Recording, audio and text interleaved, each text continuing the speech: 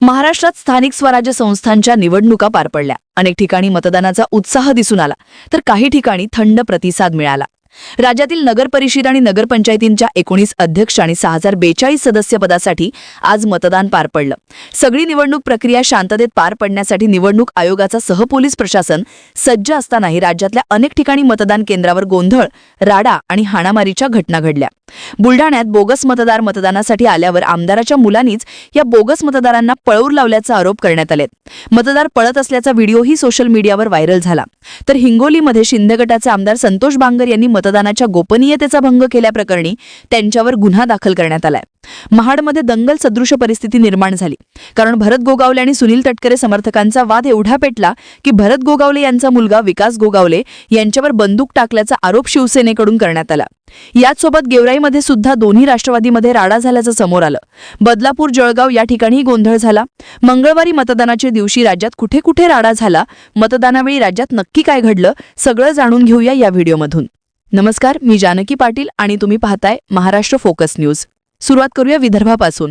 बुलढाण्यात स्थानिक स्वराज्य संस्थांच्या निवडणुकांमध्ये बोगस मतदार मतदान केंद्रावर पोहोचल्याचे काही जणांच्या लक्षात आलं।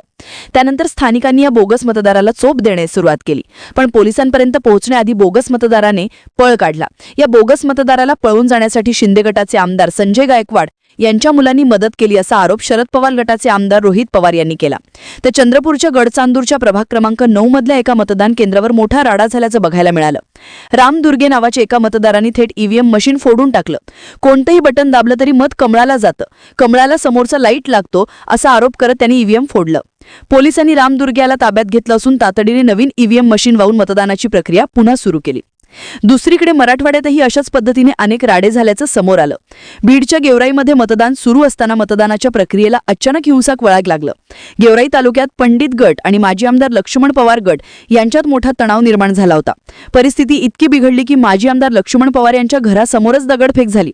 दोन्ही बाजूंच्या कार्यकर्त्यांनी एकमेकांवर हल्ला चढवला आणि काही वेळातच परिसरात दहशतीचं वातावरण निर्माण झालं। घटनेदरम्यान आमदार विजयसिंह पंडित यांचे बंधू जयसिंग पंडित आणि माजी मंत्री बदामराव पंडित यांचे चिरंजीव विश्वजित पंडित हेही आमनेसामने आल्याची माहिती स्थानिक पत्रकारांनी दिली आहे। याच वादातून दोन्ही गटांमध्ये दगडफेकही झाली। रस्त्यावर उभ्या असलेल्या काही गाड्यांची तोडफोड करण्यात आली। दोन्ही गटांना पांगवण्यासाठी पोलिसांना हलका लाठीचार्ज करावा लागला, पण हे दोन्ही गट आमनेसामने का आले याचं कारण अजून समोर आलेले नाही। हिंगोलीचा विचार करता शिवसेनेचे आमदार संतोष बांगर यांच्या अडचणीत मोठी वाढ झाली आहे। स्थानिक स्वराज्य संस्थांच्या निवडणुकीसाठी मतदान सुरू असताना संतोष बांगर यांनी गोपनीयतेचा भंग केला। एका महिलेला मतदान केंद्रावर जाऊन कोणतं बटन दाबायचंय हे बांगर यांनी सांगितल्याचे त्यांच्यावर आरोप झाले। याशिवाय ते मतदान केंद्रावर फोनवर गप्पा मारतानाचा व्हिडिओही समोर आलाय। त्यांच्यावर विरोधकांनी आक्षेप घेतला आणि अखेर संतोष बांगर यांच्यावर गोपनीयतेचा भंग केल्याप्रकरणी गुन्हा दाखल झाला। संतोष बांगर यांच्या या कृतीवर मुख्यमंत्री देवेंद्र फडणवीस यांनी सुद्धा संताप व्यक्त करत, मला असं वाटतं की किमान लोकप्रतिनिधींनी लोकशाहीची चाट ठेवली पाहिजे। लोकप्रतिनिधींनी निवडणुकांमध्ये आपण कसे वागतो, आपण काय संकेत देतो आहोत, काय संदेश देतो आहोत याचा विचार केला पाहिजे असं माझं मत आहे, असं देवेंद्र फडणवीस यांनी म्हटलंय। आता येऊ कोकणात। कणकवलीमध्ये निलेश राणे विरुद्ध भाजप असा राडा गेल्या काही दिवसात पाहायला मिळतोय। भाजप कार्यकर्त्यांच्या घरी जाऊन पैशांची बॅग दाखवत राणे यांनी आधीच भाजप विरोधात आक्रमक पवित्रा घेतलेला असताना काल रात्री पोलिसांनी नाकाबंदी दरम्यान एका कारमधून तब्बल 1.5 लाख रुपयांची रोकड जप्त केली। ही कार भाजपच्या स्थानिक पदाधिकाऱ्यांची असल्याची माहिती पुढे आली। या प्रकरणानंतर निलेश राणे यांनी आक्रमक भूमिका घेतली। राणे यांनी भाजपकडून पैसे वाटप सुरू असल्याचा गंभीर आरोप करत त्यांनी थेट मालवण पोलीस स्टेशनमध्ये ठिय्या मांडत कारवाईची मागणी केली। एकीकडे कणकवलीमध्ये हे सुरू असताना महाडमध्ये सुद्धा मोठा तणाव होता। कारण होतं मंत्री भरत गोगावले समर्थक विरुद्ध तटकरे समर्थकांमध्ये झालेला राडा। भरत गोगावले यांचा मुलगा विकास गोगावले यांच्यावर बंदूक टाकल्याचा आरोप शिवसेनेने केलाय। महाड नगर परिषदेच्या मतदानादरम्यान नवेनगर परिसरात हा तणाव उसळला। दोन्ही गटांचे समर्थक आमनेसामने आले आणि तुफान हाणामारी झाली। जी काही माहिती समोर आली त्यानुसार सुशांत जाधव आणि त्यांचे अंगरक्षक याला विकास गोगावले यांच्या समर्थकांनी मारहाण केली जाते। समर्थकांच्या अनेक गाड्यांची तोडफोड करण्यात आली। ही बाचाबाची सुरू असताना सुशांत जबडे यांच्या समर्थकांनी विकास गोगावले यांना रिव्हॉल्वर दाखवल्याचा आरोप आता करण्यात आलाय। त्यानंतर विकास गोगावले हेच रिव्हॉल्वर घेऊन पोलीस ठाण्यात पोहोचल्याची माहिती समोर आली। या घटनेमुळे महाडमध्ये तणावाचं वातावरण होतं. पोलिसांनी परिस्थिती नियंत्रणात आणण्यासाठी मोठा ताफा तैनात केल्याचं पाहायला मिळालं. खरं तर सुशांत जाधव यांनी काही महिन्यांपूर्वी शिंदे गटाला रामराम ठोकत अजित पवार गटाच्या राष्ट्रवादीत प्रवेश केला होता. त्यानंतर दोन्ही गटांमध्ये प्रचंड तणाव वाढला.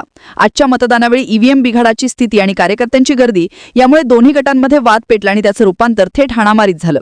या सगळ्या प्रकारावर घरत गोगावले यांनी विकास गोगावले आणि आमच्या कार्यकर्त्यांवर हल्ला करणारे गुंड हे सुनील तटकरे यांनीच पाठवले होते.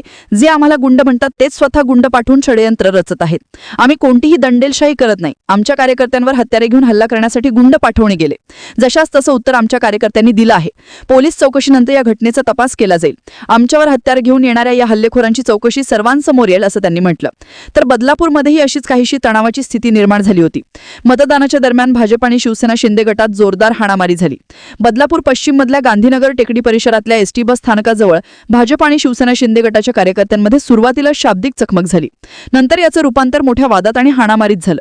याशिवाय पालघरच्या डहाणूमधील वॉर्ड क्रमांक 40 मधल्या मतदान केंद्राबाहेरही राडा झाला, ज्यात शिवसेना शिंदे गटाचे उमेदवार राजेंद्र माची आणि भाजप कार्यकर्त्यांमध्ये वाद झाला. दोन्ही गटांच्या कार्यकर्त्यांनी एकमेकांना धक्काबुक्की केली. उत्तर महाराष्ट्रामध्येही काही ठिकाणी मतदानाच्या वेळी गोंधळाची स्थिती निर्माण झाली होती. मुक्ताईनगरमध्ये भाजपच्या खासदार आणि मंत्री रक्षा खडसे आणि पोलिसांमध्ये वाचावाची झाली. मतदान केंद्रावर भाजपच्या उमेदवाराला अडवल्याच्या कारणावरून रक्षा खडसे पोलिसांवर संतापल्या. मतदान सुरळीत सुरू असताना भाजपच्या उमेदवारांच्या प्रचारासाठी किंवा कार्यकर्त्यांना नेण्यासाठी वापरल्या जाणाऱ्या काही वाहनांना पोलिसांनी अडवलं. ही माहिती मिळताच रक्षा खडसे तातडीने त्या ठिकाणी गेल्या आणि वाहनांना अडवल्याबाबत पोलिसांना विचारणा केली. त्यामुळे तणावाची परिस्थिती तयार झाली होती. तर नंदुरबारच्या शहादा शहरातल्या मतदान केंद्रावरही दोन गटांमध्ये राडा झाला. शहरातील प्रभाग क्रमांक 11 म्युनिसिपल हायस्कूलच्या मतदान केंद्राबाहेर दोन गटांमध्ये तुफान हाणामारी आणि शिवीगाळ झाली.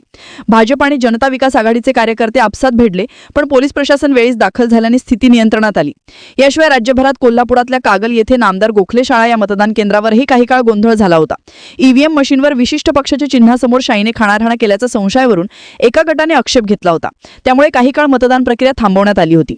तर राज्यमंत्री मेघना बोर्डीकर यांच्या जिंतूर मतदारसंघातही जिल्हा परिषदेच्या शाळेमध्ये काही काळ गोंधळ उडाला होता. काही नागरिकांनी बोगस मतदान होत असल्याचा आरोप केल्यामुळे हा गोंधळ झाला होता. यासोबतच पंढरपूर, वर्धा, शिर्डी यासारख्या ठिकाणी गोंधळाच्या किरकोळ घटना आज मतदानावेळी घडल्याचं समोर आलं. तुमच्या भागात मतदान कसं पार पडलं हे आम्हाला कमेंट करून नक्की सांगा. आणि असेच माहितीपूर्ण व्हिडिओज बघण्यासाठी महाराष्ट्र फोकस न्यूज या YouTube चॅनलला नक्की सबस्क्राईब करा.